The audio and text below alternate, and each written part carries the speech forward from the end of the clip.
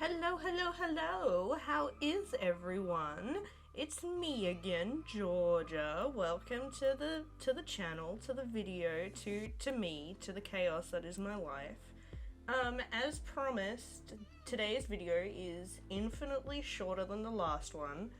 And I'm going to be covering quite a well-known true crime case that since I heard about it has easily become one of my absolute favorites, just for the pure chaos of the story itself, and how just utterly ridiculous it is. And while I do talk about that, I'm going to be drawing one of my Pokemon portraits. This is probably the very first one that I did, so the style, it has drastically improved. This one's of my sister and her Eevee, and my sister's quite young, and I aged her up heaps in this drawing, which is what I mean when I say that the style's improved, is I'm like forcing myself to be a lot more comfortable drawing people of different shapes and sizes and ages and stuff like that. I know I keep saying that I'm going to be doing like monsters and cryptids and stuff like that, and I do plan to in the next, like, from now on, basically. I just wanted to get the bigger ones and the ones that have been on my mind a lot out of my system, and then this one. So I'm gonna get started talking about this case and let you watch the video, because as I said, this one's much shorter, so I'm not really gonna have to condense it a lot, because as I said, there's not a lot to this story. I'm gonna be covering D.B Cooper. If you haven't heard of D.B Cooper, get ready to hear about him, because he is a man of my own heart, of my own chaotic heart. So, on November 24, 1971, a man calling himself Dan Cooper walks into the airport in Portland, Oregon, and buys a one-way ticket to Seattle, Washington in cash. He was a really quiet, nondescript man who was said to look in about his mid-40s. He was really well dressed in a black suit and tie. And once he was on board the plane, he ordered a bourbon and soda. And about not that far into the journey, he hands the stewardess a note. That stewardess doesn't really think that much of it, and she goes to put it in her pocket. And when she does this, Cooper sort of grabs her attention and says to her, "You might want to read that. I have a bomb." The note literally just said, "I have a bomb," pretty much. So, and he wanted her to sit next to him. Once she was seated, the stewardess was shown the inside of Dan's briefcase, which was said to be full of wires and red sticks.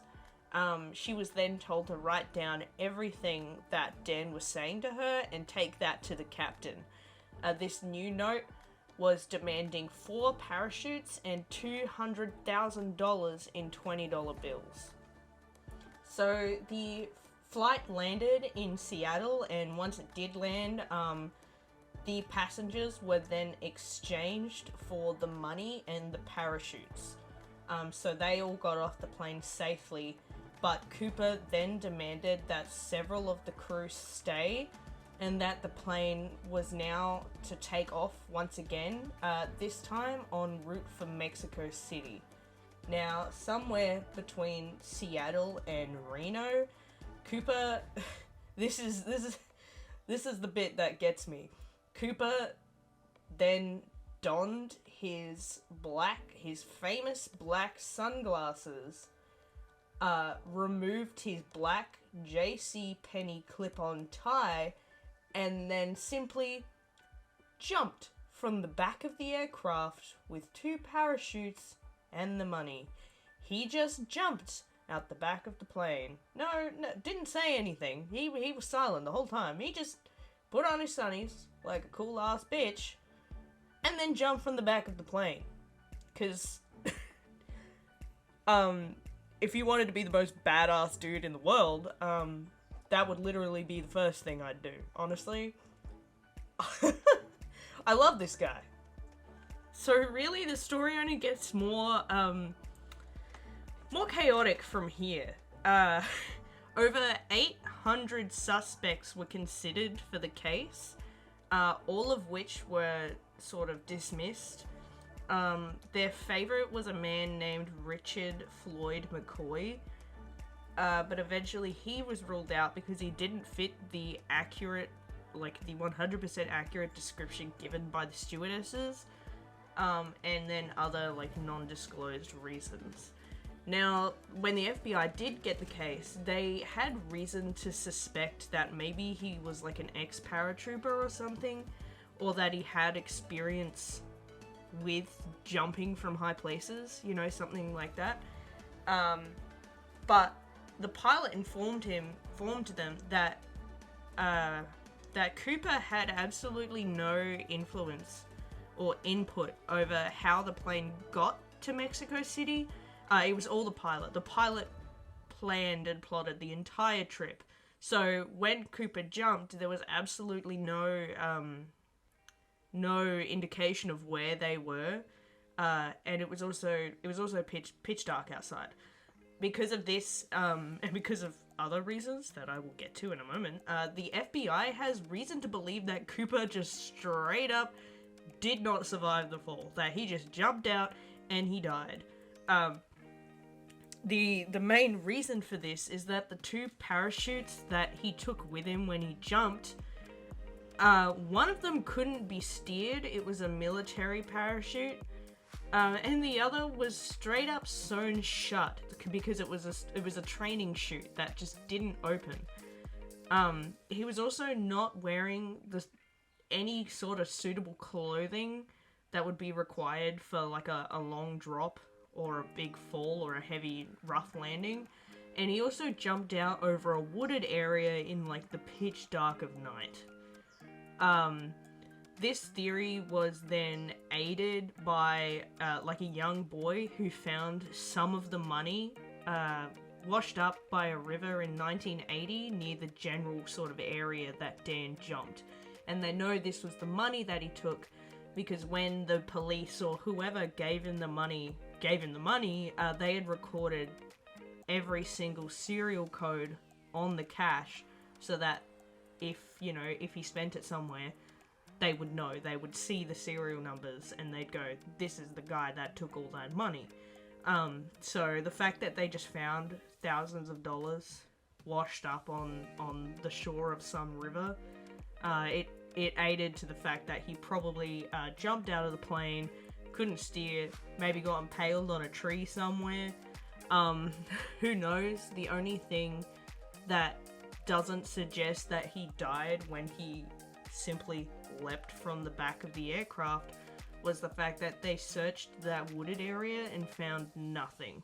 So either he survived, the FBI never found him, or he's impaled on a tree somewhere, as I said, which would be a comedic death for such a cool-ass dude who was spending his time trying really, really hard to be the coolest spy on Earth, basically.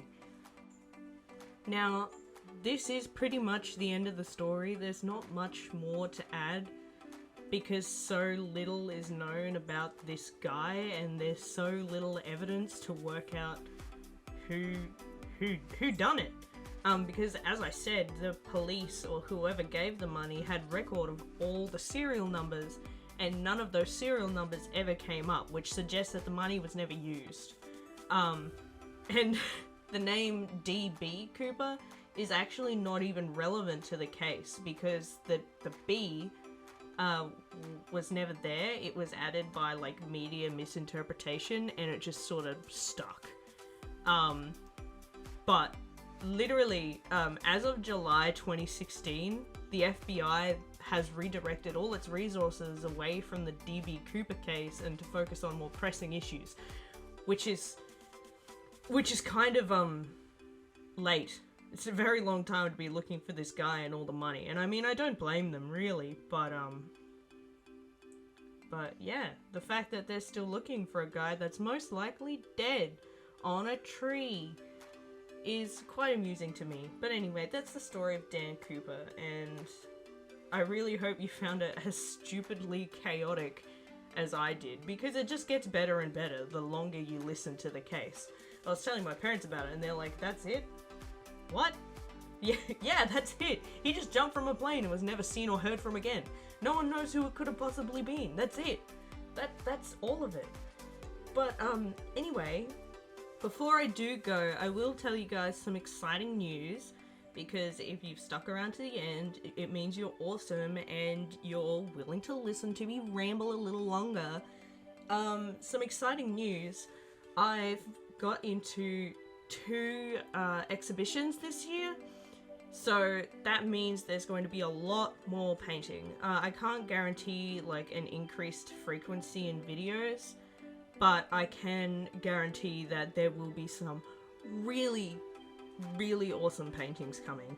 And just as a cool little tidbit for the people that do watch these videos, I'm also going to be making some like digital downloadable content to my shop soon, so you guys are the first to know about that.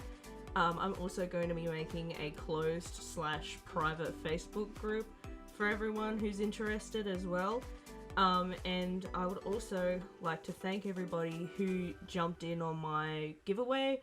I've now drawn and contacted all the winners, and I will be recording those as well. So thank you so much, guys. It's been a good, fun little chat, and I will see you all next time.